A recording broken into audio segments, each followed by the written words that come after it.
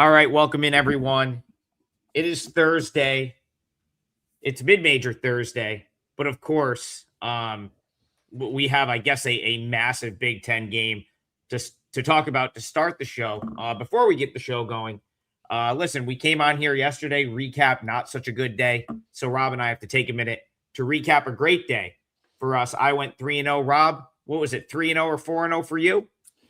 It was 4-0, but we did, for those who 4-0. bought the package, we lined up on San Diego State, so a double winner. Yeah, that was, that is true. I didn't even really think of that. That was, I kind of followed your lead there. My buddy Chris Thurston loved San Diego State, and I just said to myself, like, I even think I wrote it in the write-up. I said, I was in a play them all mood yesterday, Rob.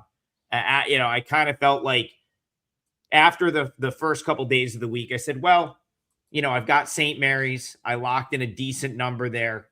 I'll give myself the best chance to go 2-1, and it worked out. We swept it. We went 3-0. So yeah, I guess if this was one of the, typically you probably don't want to double bet a game, but if you did, it worked out in your favor. The only thing that didn't work out yesterday was the parlay.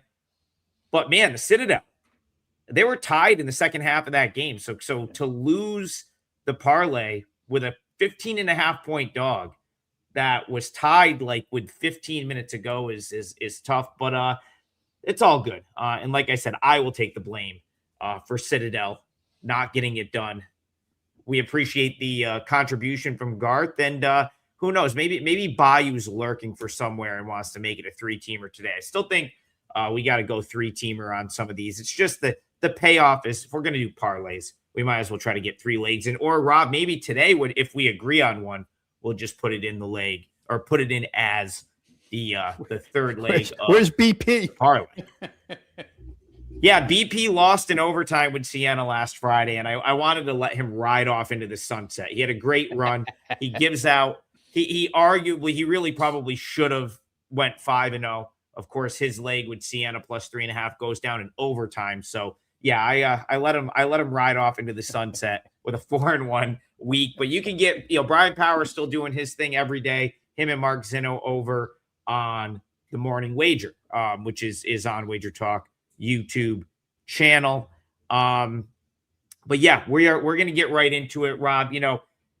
It's mid-major Thursday, but the power conferences just can't stay away sometimes. Every once in a while, they sneak one in. It's usually like Rutgers playing someone, or Penn State, and we don't even have to acknowledge it or talk about it, because Thursday is the day that typically the feature game is going to be, your Belmont Bruins, or maybe, Wilmington. But the powers that be said, no, we're going to put like a massive top 15 Big Ten game on Thursday. So the mid-majors are going to have to wait for just a second. Michigan State, Rob, heads to West Lafayette, Indiana tonight. This might be the biggest game on a Thursday all season. I don't know what the what the reasoning was. I guess putting this one on Thursday as opposed to Friday. Penn State, or I'm sorry, God, forget Penn State. Purdue, I feel like they had really kind of struggled in these spots, these sort of big time standalone spots this year, but they kind of I guess got right a little bit last time we saw them in the primetime spot, which was last Friday, and they just ran Indiana out of the gym 93-64. Amazingly, they have not played since then. So they got the weekend off. They got the early portion of this week off, and now we've got a Thursday game. Purdue and then the Michigan State Spartans in the marquee matchup for Thursday. What are you seeing in this one? I'm seeing that the money jumped on Purdue. Did they not add? I mean, my goodness, 5.5. Is that a surprise, though? Is that a surprise? Well, does it not happen constantly? And it kind of changed my line of thinking. I mean, everything I'm going to say here is going to be pro Purdue until we get to laying 8 points. And then I'm going to kind of, people hate when we don't take a firm stance on games, but when they've already taken all the value out of something, or at least what I perceive to be all the value out of something, you have to take a second look. Let me go ahead and just tell you what I think on this game. We say it often, you say it often on my behalf. I love comp games, games where I can compare styles, sides, results, etc. And to me, this has all the makings of Michigan State going up to Madison to play Wisconsin. That night, Michigan State comes in with this intimidating defense. What's Wisconsin? How are they going to beat them? Well, what they have to do to beat them is they have to bomb threes, rain threes. They've got enough shooters to do it. They've got bigs who can do it. And what happened? Michigan State was never close in that game. Despite the fact that all their defensive metrics are elite, Wisconsin went in there and just shot lights out in their home building, Kohl Center. Michigan State never close because you know why? Because they can't really shoot. They depend an awful lot on turnovers, fast break points, second chance points, those types of things that we've talked about throughout the season. But beyond Jeremy Fears, they've often found trouble trying to find a second scorer on that team. Some nights it happens. Sometimes Cohen Carr does it. Sometimes he doesn't. And so here, I feel like you have the same matchup. Purdue loaded with shooters, perimeter shooters. Not just like Wisconsin, not very good defensively. Can Michigan State exploit it enough?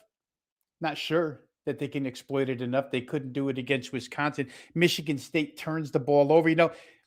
Again, a little bit like Wisconsin, Purdue's not a turnover forcing team. So that matchup there may neutralize itself, may benefit Michigan State in their turnover problems a little bit. Michigan State loves to hit the glass. Purdue's a very good, and I think this is key, they're a really good defensive rebounding team. Michigan State, as poor shooting as they are, if they put one up and miss, they're not going to get that second chance as often as they do against other squads. So there's a lot of things here that add up toward Purdue. Michigan State puts people on the foul line relentlessly. Purdue's not a good free throw shooting team. They better get the right free throw shooters to the line. Normally, Braden Smith does walk up there, but you have to have the right free throw shooters on the line for Purdue. I don't know, Adam. I wasn't expecting 8. I do expect Purdue to win. I think this game sets up so much like the Wisconsin game. It's very, very eerily similar. And about the layoff with Purdue, because that's often the 2020 hindsight question, right? Rest or rust? Is Purdue going to come out rusty because they've had so much time off? A college basketball team is used to playing twice a week. Now they're only going to play once. Or are they going to be rested? In the Purdue case, and again, this is just projection on my part as a handicapper better. I feel like the rest did them, or the 7 days off did them wonders. They came off the Michigan loss. Matt Painter kind of said it. We wouldn't have hung any Final Four banners if we had won this game. And he tried to reset the entire season. Purdue came out. They won their next game. Got a little bit of time off to, again, sort of reset. And I think that's the spot they're in. For Michigan State, if you like that side, the points are attractive. The defense is attractive. Can they do enough scoring-wise would be your concern. Can they hang on to the basketball would be your concern. I don't know. I think Purdue's going to win, Adam. I don't know that I could get to -8. I'm looking at the total here, which was bet up from 140.5 to 142.5.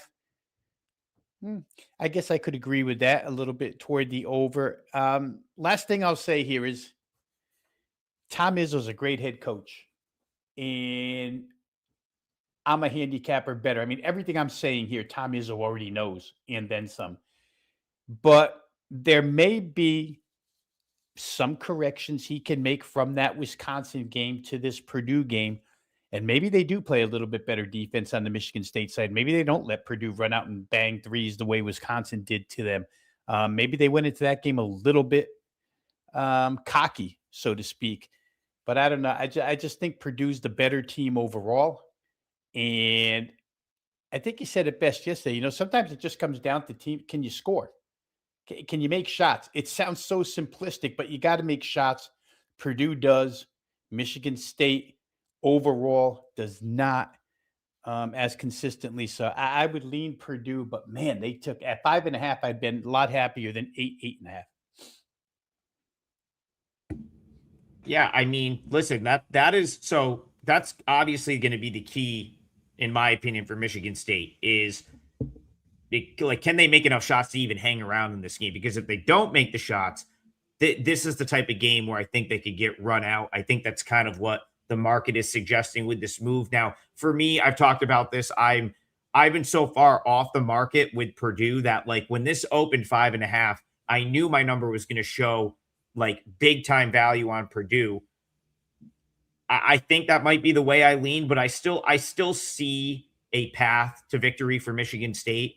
And I don't really want to play against Michigan State and lay the points, especially not at the current number. Although, like, my number is like 10.1. So it was like, even at like 7, it's still showing value against Purdue. But this is a scenario where my handicap goes against like my power rating of the teams. And so I'm going to pivot and talk about the total because I kind of think this one stays under either way. If Michigan State is not hitting shots, you could get your scenario where Purdue is up 15-20, no extension, and suddenly you're having a hard time getting to the total. But I think for Michigan State to win this game, they have to dig in on the defensive end. They have to eliminate any second chance opportunities for Purdue, which, Rob, they are built to do. They should rebound. They should have the rebounding edge here in this game. Michigan State's a tremendous rebounding team. Now, Purdue is probably going to force them into some outside shots. Go back to the beginning of the season. Got to see Michigan State play one of their earliest games of the year. I think they went 1 for 14 from 3. And I kind of, they missed a lot of open shots in that game. They missed a lot of open shots in the following game. They had a stretch where they randomly shot the ball good. And I think they tricked everyone, Rob. I think Michigan State tricked some folks because they had a stretch where they shot the ball well. But I don't think that this is a great jump shooting or 3-point shooting team. They have to get out in transition. The way Michigan State's going to score on you is to get a stop, get a rebound, hit someone on an outlet pass and try to get to the rim. Purdue can probably put them into half court. Like, Purdue's good enough, in my opinion, denying transition to put them into half court. So as I sort of talk this out, all of everything I just said points to an under. Do I have the stones to do it? Not really. I'm not a huge totals guy. And listen, there could be points, but everything I just said right there, Rob, does that not sound like a handicap that would lend itself to an under? Yeah, and I'll add one to it, Adam. Just going back to what I was saying about the Wisconsin game. That Wisconsin game landed on 163. But I think the difference here is Wisconsin is one of the 3 top tempo teams in this league. Wisconsin plays much faster than Purdue. Purdue is just fine. They're efficient as all heck, so they're just fine coming down in the half court. A lot of teams wouldn't be fine setting up against the Michigan State defense. But Purdue is one of those that I think can slow, unlike Wisconsin, they'll look to slow this thing down. So even if they would, it kind of makes the current number of 8.5 look even larger. I mean, if you're going to play a game at 142.5 totaled, then the implied final score 74-66, 75-67 in that range. It kind of sounds close, but in some instances, 75. I guess Purdue is efficient enough to find their way there. You get where I'm going with it, though. It's a little bit different than Wisconsin in that aspect where Wisconsin will play quicker tempo than Purdue will tonight. Yeah, and Purdue's turning the ball over a little bit more than we're accustomed to. So maybe they do have some incentive.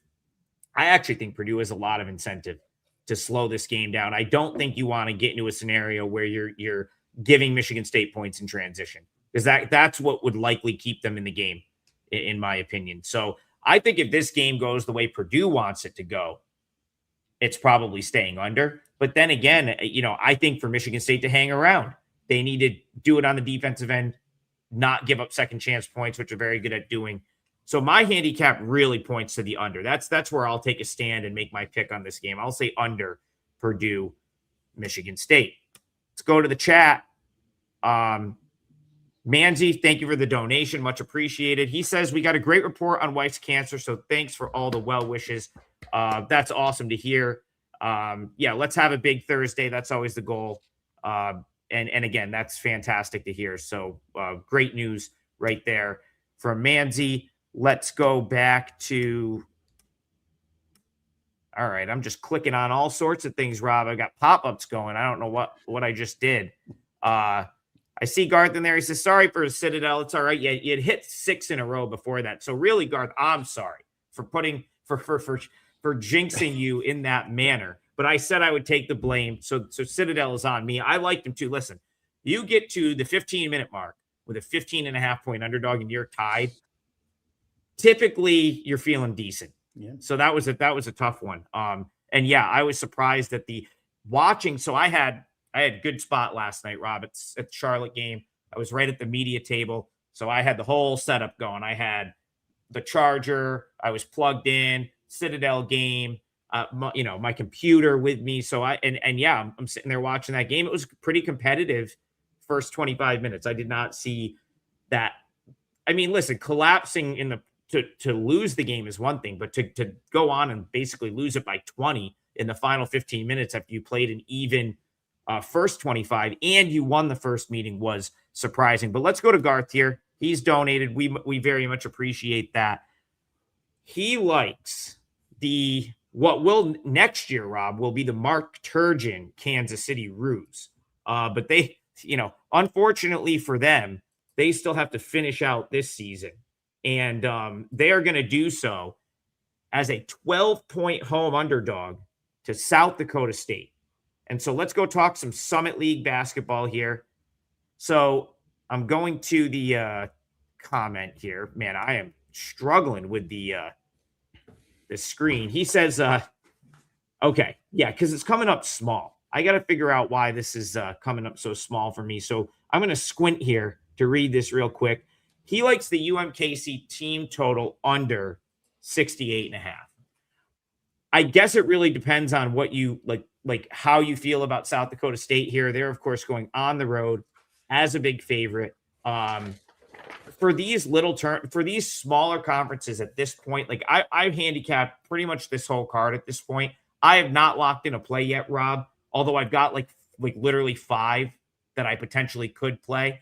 And when I'm getting into some of these smaller conferences, I'm really finding myself having to get into the conference tournament scenarios because the last week of the season, I mean, a league like this, and pretty much every mid-major league that's going to play today, for the most part, you're talking about teams that have no chance at an at-large bid.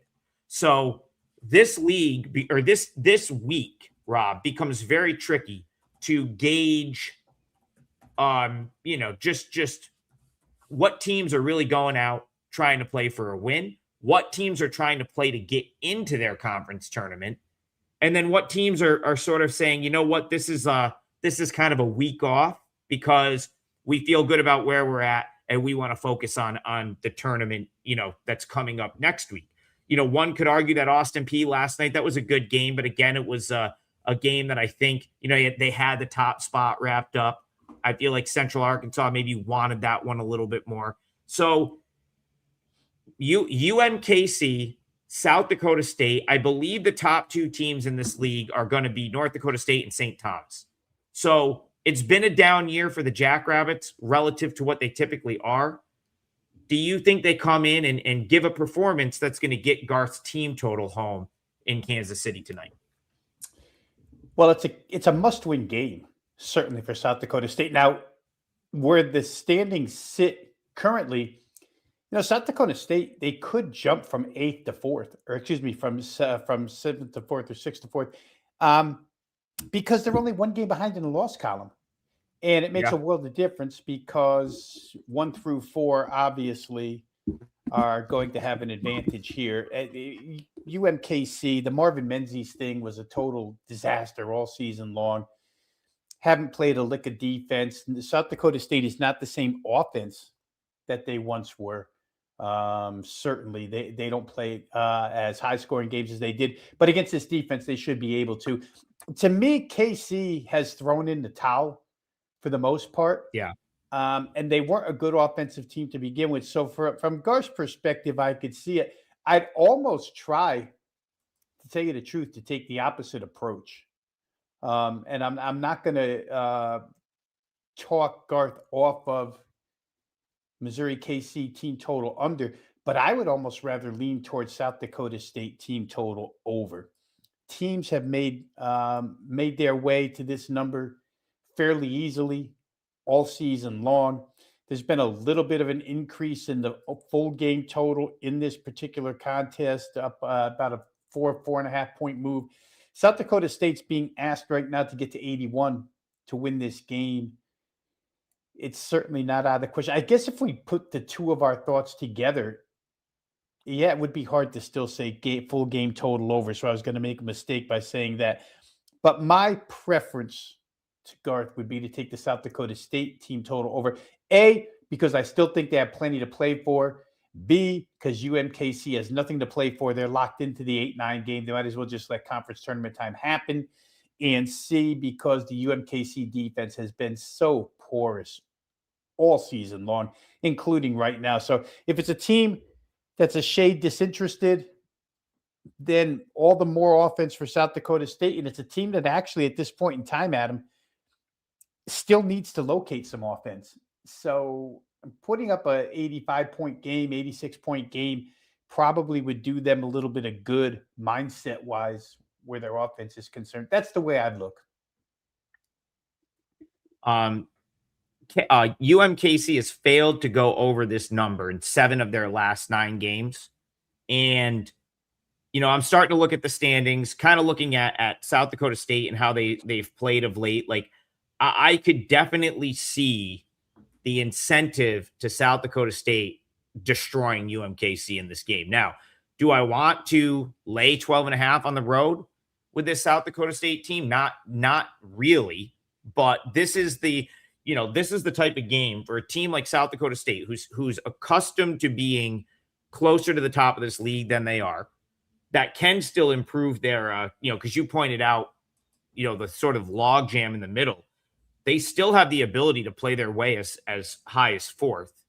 And, they've certainly been better on the defensive end. Their issues have, because of course their coach goes and takes over the Drake job, takes arguably their best player with him.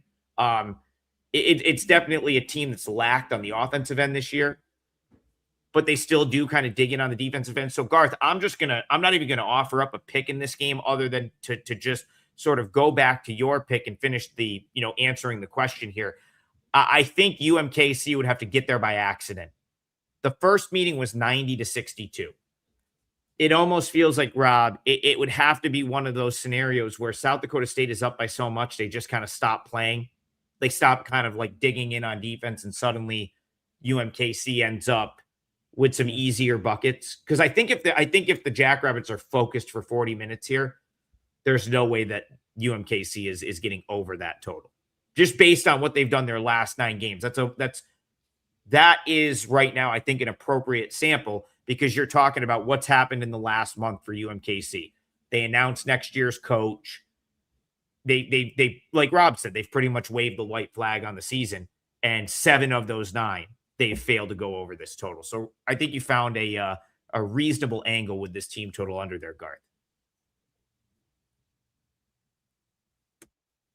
All right, let's go back to the chat here. This is this one's interesting. Let's do this. Rob, we did talk our way, I think, kind of talked our way onto a winner in the 11 a.m. game yesterday. So I see people in the chat want to talk about it, and we will.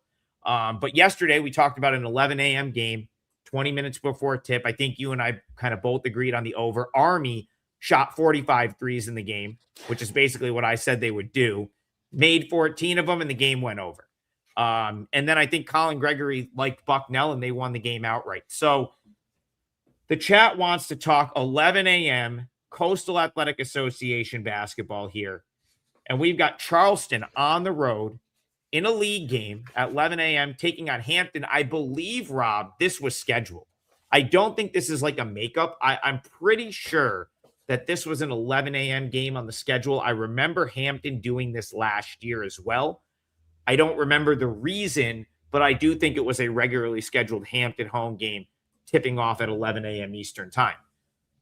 So for me, there's a couple of things here. Hampton, you absolutely need to know the status of Michael Ellie. Now, Michael Ellie finally came back. He had been out with turf toe. And so this is a guy that was at Siena last 2 years ago. And he was a very highly touted recruit at Siena. And he could never stay on the floor. And I'm pretty sure it's an injury that's plagued him his entire career.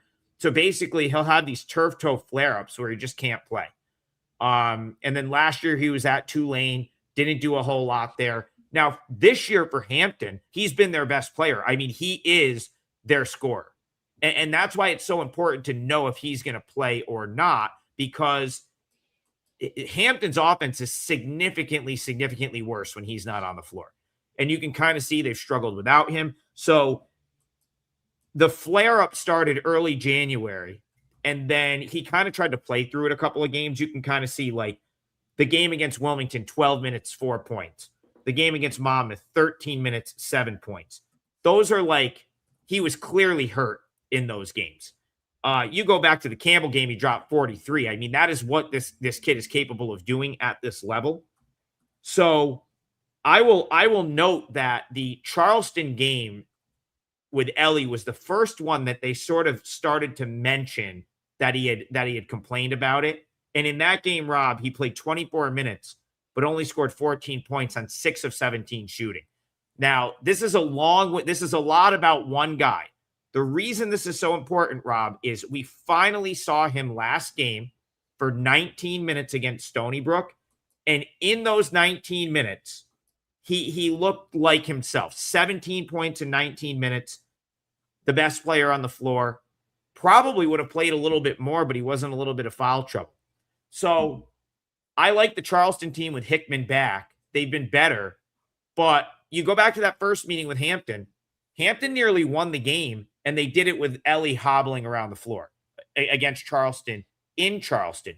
Now you turn around and you've got this one on your own floor. If Michael Ellie gives them 30 good minutes here, Hampton could very well win this game. But it's really tough to know if that's going to be the case. So what do you do with that, Rob? Hampton, Charleston, we're going in 30 minutes. Can you find a play or not? Yeah, and if you're just using action on this game as indicators, they'll lead you different directions. Money's come in on Charleston, but money's also come in on the over. I mean, there'd be no real reason for a 5-point movement in the total unless Ellie was going to play. Then you figure Hampton's going to do their part. But if he's going to play, why are we pushing? Rob, I think he's going to play. I watched some of the Stony Brook game. I'd be shocked if he doesn't play here. So the move on Charleston then, Adam, is kind of where I'm at with this team. Is I really want to play on them through the remainder of the season. It seems like Chris Mack has come up with a style here. They're a little bit slower than they would have liked to have been if they were fully healthy. I think Hickman was reinstated, as a matter of fact, last game. So they're whole again. He conveniently missed the one game that I had a client play on Charleston. Yes. It was an academic deal, and he got reinstated, and here they come. So Charleston is whole again. In my notes here, I have play Charleston remainder of the season. So I like that side. So for me, I think the opportunity here with Ellie going is definitely with the total. I would expect that Charleston's going to score theirs. Now that Chris Mack has his entire team for the second game once again, and Hampton with Ellie on the floor, even if they target him defensively, Adam, it would be tough to completely shut him down. And you would expect that 19 minutes would grow in this game to maybe 25, 26 minutes, more time on the floor for him. So to me, I think that movement is the one that's really correct here. I don't know that I would lay it. Time of game, et cetera, et cetera. Of course, if it was a scheduled game, Charleston would have probably prepped for that. But total to me seems you can still, I'm looking here to get the best number available. 39.5 still out there. Couple of 40s, 40.5 even in some spots. But I think 139.5 is probably a pretty good overplay, because when he played the first time, they got to 144. And so you have history on your side here. You've got player personnel on your side here. I just want to check really quick here, Adam. First time around between these two. Yeah, for Charleston, Hickman and Duggan were involved. The whole gang was there. So, yeah, 144 the first time. If you're playing it early, the way I would play it is over 139.5. So, Rob, you absolutely nailed Charleston being a different team with Hickman, because I remember we talked about Charleston a little bit when they were really banged up. And as soon as they got Hickman back, they started to look the part than than they did prior. And that was early in conference play. Now, of course, you've got Charleston right in the mix. Another thing, so I'm going to settle on, because I do agree with some of the stuff you say about Charleston. Hampton is so much better with Ellie on the court. Another wrinkle here is you got Charleston going to Wilmington on Sunday for a massive game. So you could have a little bit of a look ahead spot, because that is a huge game. I believe it's going to be, no matter what here, it's going to be 1 versus 2 in the league. And that one is at Trask Coliseum on Sunday night. So very similar to yesterday. I don't really want, I kind of, I think at a bigger number, because that's the other thing. I think this got bet up for Charleston just because of, like, now that Charleston's back, I think the market noticed that number was a little bit low on the open and bet it up toward Charleston. I think where it got, like, where the Hampton opposition came in is probably where the number should have been in the first place. So for me, there just wasn't enough value to get involved with Hampton, but the spot suggests Hampton could be live as a dog. And I think I'm just going to go with you, just like yesterday. If Hampton's to stay in this game, they're probably getting something from Michael Ellie. And if they get something from Michael Ellie, they're probably going to exceed the scoring output that they've had recently, because they played basically without him for an entire month. If Charleston does their thing, it is hard to believe it's not an over. So yeah, I'll co-sign this over with you. Let's see if we can do it 2 days in a row. Bucknell Army got there at 11 a.m. over yesterday. I think we're going to get another one today. I don't think this is, here's the thing. I don't think this is a kid's day. I just think I got to find out. For whatever reason, Hampton played an 11 a.m. conference game last year too. I don't know why, but I remember them playing at 11 a.m. I believe it was against Stony Brook. This year they've got Charleston. I'll have to figure out why, but I believe it was scheduled. This was not like a moved up because of weather type scenario. So, yeah, we'll go over. We will go over with that one. And I'm not going to I was going to suggest like putting it, as the leg we agree on in the parlay, but I'm not going to do that because it starts in 25 minutes. So that is just to the benefit of the live audience, which we very much appreciate. And of course, we appreciate the on-demand audience as well. This is up on the WagerTalk YouTube channel. Rob and I have a package up that's been up all year. It's the 3-day Double the Firepower CBB package. 3 days of all access for myself and Rob. If you had it yesterday, we went 7-0. I think we had a pretty good day last. I think we had a 6-0 day together not too long ago. So yeah, that's and if you want that for the rest of the year, email and the customer support, they can absolutely set that up for you to get that through the rest of the year. And Rob, I've got a couple. I haven't locked anything in yet, but there's one that I may make a 5%er today. I'm waiting for like one piece of info. And so I will have something today. It's just when you get into the mid majors, I tend to do my due diligence a little bit longer in the morning, because it is just much harder to confirm injury news. And you just don't want to end up on the wrong side of like one, a 3-point move because someone is out. So I will be locking in after the show today, but I've got some that I really like.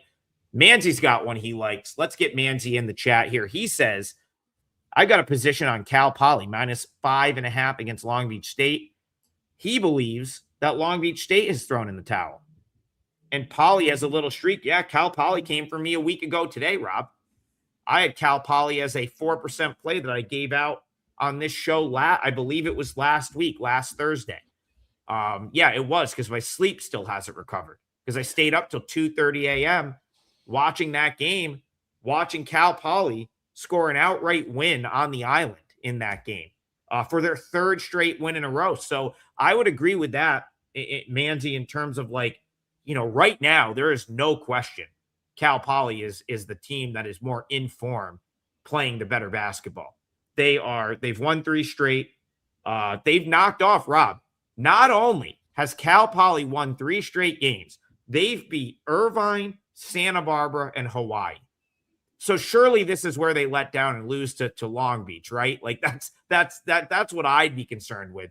But Manzi says, you know what? I'm just going to lay it with Cal Poly. The beach, maybe at the beach at this point. Maybe I've thrown in the towel. So how do you see that Cal Poly Long Beach? And would you go with the side or the total in this one?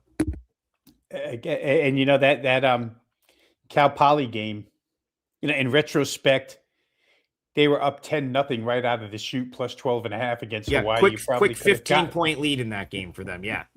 Probably could have gotten yourself a little extra sleep. But when you're betting these games, you're not taking any extra rest. You want to make sure that they're covering at the final horn. You know, the only team hotter than Cal Poly in this league right now is Northridge. And we've talked a ton about these two teams this year. I like them both. Cal Poly's slow. Again, to be repetitive, I just go back to the early season game against UCLA, where Sky Clark was kind of befuddled at the fact that Cal Poly could go so fast and shoot so good from 3. They can shoot Long Beach out of this game almost immediately if they're on tonight. And Long Beach doesn't really have the recovery power, even though Cal Poly's not a defensive force by any stretch of the imagination, but they'll just continue to run, continue to score. When I look at it, I wonder what Long Beach can actually do to prevent that from happening. It would take a Cal Poly subpar shooting night and a Long Beach really good shooting night in order to get that. And you cap this off, Adam, by just saying that Cal Poly's got revenge in this game, and they're playing their best ball right now. But they lost 74-67 the first time around to Long Beach. So these kind of things stick in your head. Team we should have beat, team we didn't beat, but we're playing great right now, rounding into form. It is the fastest tempo team in the country. Again, 5.5 is a number where separation can be created by a team like Cal Poly in 45 seconds. Boom, boom, 2 threes. That's 6 right there. We're only laying 5.5. So to me, at home, there's going to be enough of those instances over the course of 40 minutes where Cal Poly probably does get to this number. You know, it's funny. If you hadn't said it, I would have said it, that when Manzi mentioned Cal Poly's on a little streak. It's no little streak when you're beating Irvine, Santa Barbara, and Hawaii. That's a monster streak, 3 in a row, because by the time the third game comes around, even though they were taking 12.5, you kind of have to ask yourself, you just beat Irvine, you just beat Santa Barbara. Is there anything left to go play Hawaii on the island? But there was more than enough left. No reason to think that they wouldn't have that here. I'm sure Mike DeGeorge driving it home right now that we want to play our best ball right now heading into conference tournament time. This is our shot. I couldn't agree more with Manzi on Cal Poly, especially at this price. Yeah, this if you can get past the whole conspiracy theory, right? Like, oh, this is they've just beat like the best 3 teams in the league. Of course, this will be the letdown spot. Like, there's really, in my opinion, there's not like a basketball reason here to think that Cal Poly doesn't win this game by double digits. Like the way they're playing right now. So yes, you do have the first meeting, but remember, the first meeting was way back January 3rd. I mean, kids were coming off of Christmas break. Like that's always a sleepy spot regardless. Like that first weekend. So I actually hit the road New Year's Day and like those days prior. And it was, I'll probably never attend games in that stretch again, Rob. It was like, there's no one on campus. It's just a weird vibe. And I wonder how much of that permeates into some of those results, because it's like you're playing these big conference games, conference play starts, but like campus is a ghost town. Arenas, there's no one there. But more importantly, like a lot of these kids, like maybe they got done with finals. Maybe they came back from a layoff. Maybe they got to go home a little bit. The rigors of now the way college basketball is set up, November and December, you're jam-packed with like non-conference game, MTE. We're going out to like someplace to play 3 games in 4 days. Then we picked up a bunch of injuries, and now we've got to nurse these guys back to health. So like, I don't put a ton of stock into that like early January result, like New Year's Day weekend result. And it's like, if you can get over the fact that the Beach won the first meeting and, you know, Cal Poly, yes, they are like almost playing so good right now that at some point they probably have a bad game. I think you got to love Cal Poly to like that's this number should probably be 8.5. I was just looking at my numbers. I think I'm closer to like 8.5. I have to like do the math. Of course, I still do like everything by hand. Stuck in a different century here, Rob. But like, you know, I'm with you. I cannot make a case for Long Beach State. There is nothing I can say that would make a case for Long Beach State other than you think like it's a conspiracy that Cal Poly keeps winning games. So I'm with you. It would be Cal Poly or pass.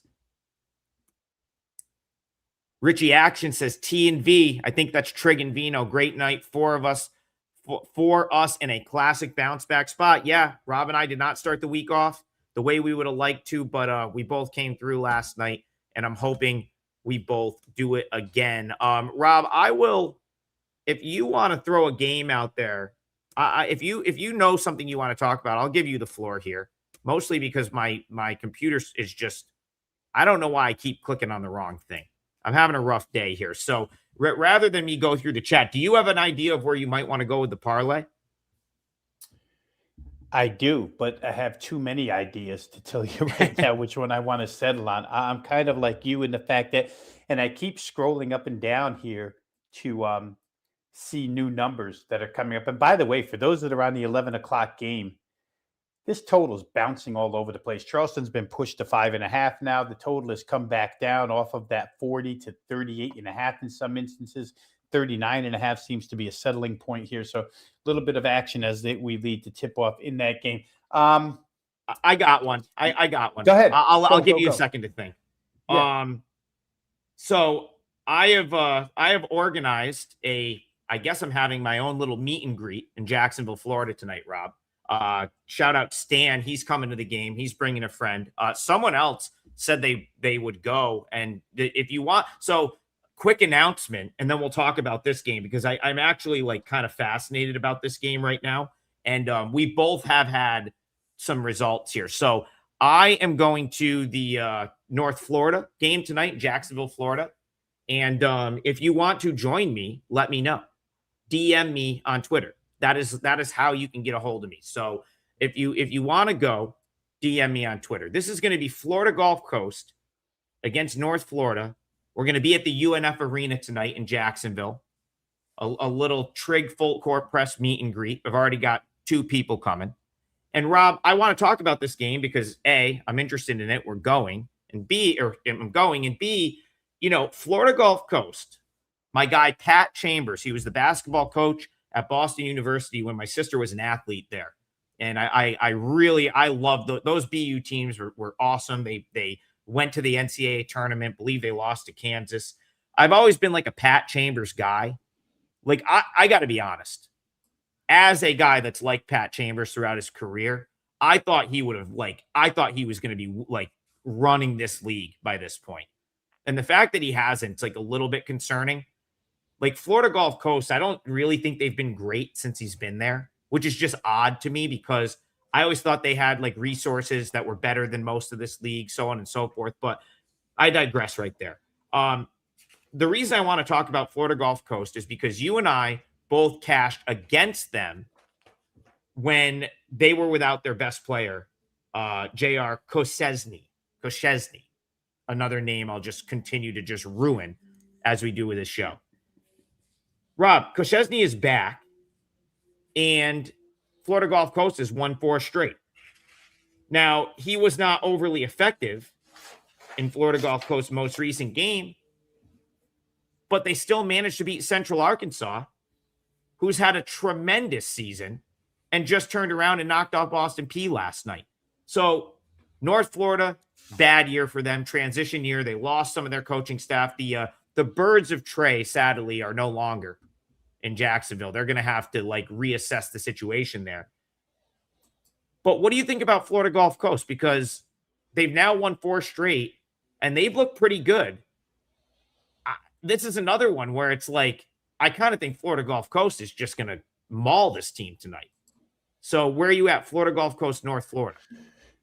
Well, I totally agree with Florida Gulf Coast with Kosesny back in the lineup, and the fact that North Florida is not going to provide a lot of resistance on a defensive end, right? So you start combining Florida Gulf Coast, which was, in those Austin P games, knowing what we know now, Adam, playing without him, and I think the games you're referring to was the one against Austin P. At least that's and then I think I had Austin P and you had Lipscomb back-to-back days, and those are 2 very good basketball teams.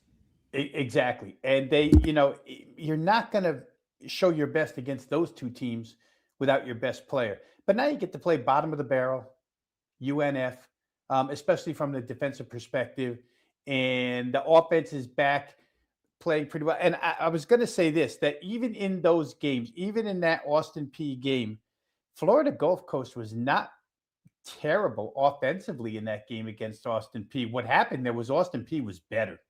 They were just better. You could see it on the floor. They were the better team. They were the better team when it came to scoring capability, et cetera, et cetera. So now, fast forward to where we're at this point in time with FGCU having all their guys back, including their main guy, and you're playing a team that, again, shows little resistance. I would almost correlate that into a potential Florida Gulf Coast team total over. Number, before I speak too loudly, number here. Finding these things in the rotation always gets to be a bear. How come there's a lot of games tonight. There's I don't see the number. But regardless, I can't find. Yes, I did find the number. Okay, Gulf Coast is expected to get 82.5 by odds makers.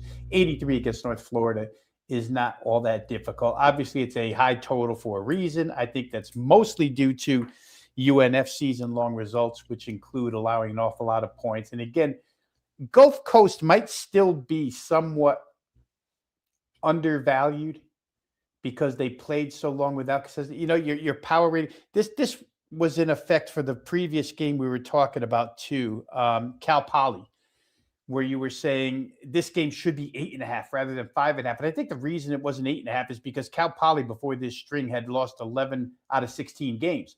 Power rating comes down, and then it takes a while to go back up. And I feel like that's the same with Gulf Coast here as far as what they're expected to score. 82.5 to me would seem very doable for them. And obviously, again, North Florida, not the same scoring capability that they used to have.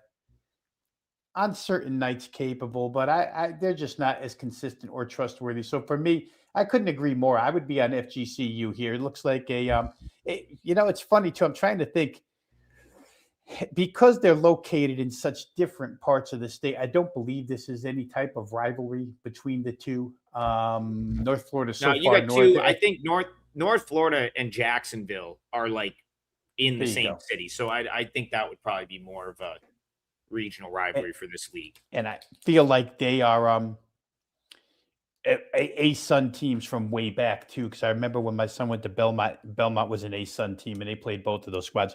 Anyway, veer off course here. Florida Gulf Coast looks like the right side. Florida Gulf Coast team total I could even see that happening as well. Yeah, I'll tell you what. My number is, again, I don't play a ton of A-Sun. I think that I've really only played a couple of A-Sun sides this year.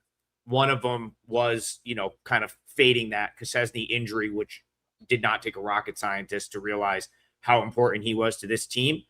But I'm going to go back to your point. I do think because he missed a window of time that maybe Florida Gulf Coast still is a little bit undervalued, since he's been back. And, he just came off of a dreadful game. He had a really bad game last time out. 1 for 9. He basically missed every shot he took. Over 6 from 3. You do not see this dude have back-to-back games like that very often. This is a guy that's leading the team in scoring. Prior to that, 20 against Bellarmine, 19 against North Florida. And he's actually had bad back-to-back games because he didn't shoot the ball particularly well against Jacksonville either. So I think there's gonna be a lot of points in this game. I know the total is high, so I'm gonna put this in the parlay. I'm gonna put Florida Gulf Coast -6, and I'm gonna attach the -120 because I do see it starting to move finally. This is one where my number's closer to 9, so I will be rooting for the visitors. Hopefully, the North Florida folks that are probably going to give me the pass to this game are not watching the show right now, Rob, because I'm picking against their team. Right. But I do believe that there's just a pretty big contrast between these two teams at this point. And for Florida Gulf Coast, they're trending in the right direction where, like, they could still finish with a winning record in league play, and they would be a dangerous 4 or 5 team. Like, they're not that much worse, in my opinion, when they're at full strength than like the top teams in this league. Although I do really like that Austin Peay team quite a bit. But like, I'm talking about like 2 and 3. Like, I'm still not totally sold on Central Arkansas. They're kind of having like an insane season. So I am going to, that's what I'm going to do for my parlay. Like, Florida Gulf Coast -6, and we'll attach -120 juice. These two teams, they just they played a couple weeks ago. FGCU won that game 90-81. I wouldn't be surprised to see somewhat of a similar game. So if you want an additional thought, I do like the over there as well. All right, Rob Vino, do you know now where you want to go for the parlay? Yeah, so many choices, Adam. So many choices. But how about this one? How about Big Sky revenge tonight? Portland State, Montana State. Again, in the minds of guys like us, could have been a feature game. Top 2 teams in the league. But Montana State has a little bit of a revenge angle here, losing 63-54 the first time to Portland State. And I tell you what, it's a little bit of a fade of Portland State, which seems to be running out of we can win on defense only in this league. They've lost 2 of their last 3. They've been a ridiculously bad offensive team all season long that has survived on the strength of their league-leading defense. But now you're going to play Montana State, who's a superior offensive team. They're on their home floor. And Montana State has been upper half of this conference all season long on the defensive side as well. So there's not a huge disparity between the two on the defensive end. For Montana State, first time around, 5 of 25 from 3-point range, 20% against Portland State. Have to believe that Montana State, which has the second best 3-point percentage in Big Sky play, ups those numbers, ups that number here at home. They make a few more threes. 2.5 should be relatively easy to cover.